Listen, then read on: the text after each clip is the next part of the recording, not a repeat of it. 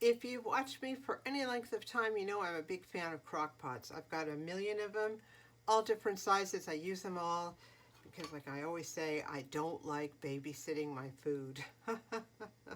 So I'm making oatmeal lately in the morning. I heard it's really heart healthy, and I have IBS, so this supposedly helps you if you have this first thing in the morning. And so far so good, but who knows. But in the meanwhile, I do make it.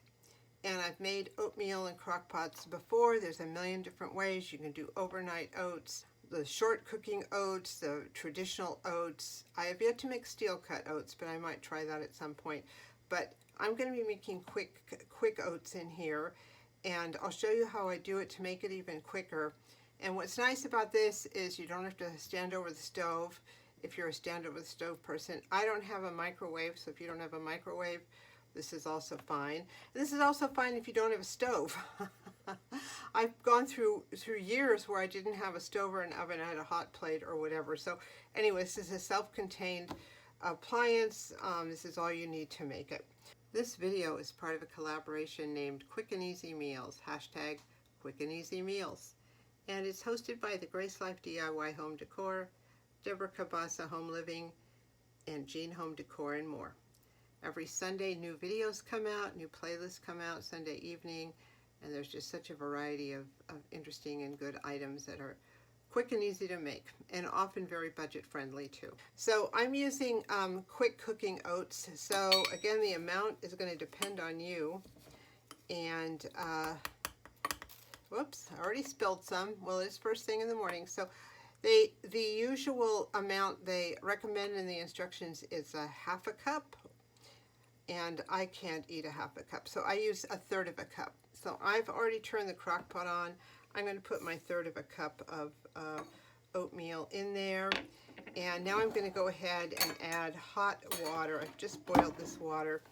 If you want this to take longer, let's say you want to take a shower or do other things before you eat, then put cold water in. But I'm going to put hot water in. And the usual rule of thumb is whatever you're putting in by way of oatmeal, you double the amount. So if you put in half a cup of oatmeal, it's a cup of water or whatever. So I have third of a cup of oatmeal, 2/3 of a cup of water.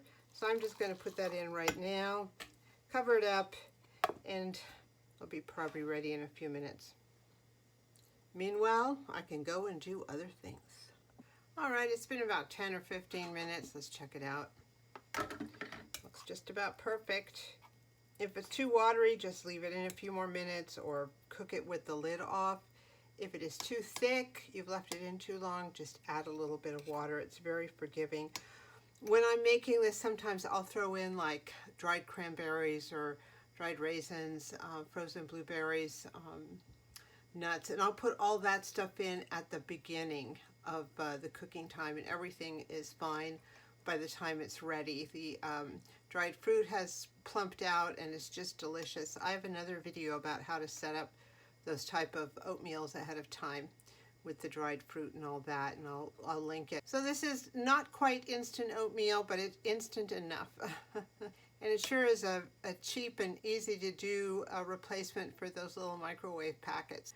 I do this every single day. And I'm hoping this video is of use to you. Thank you so much for watching.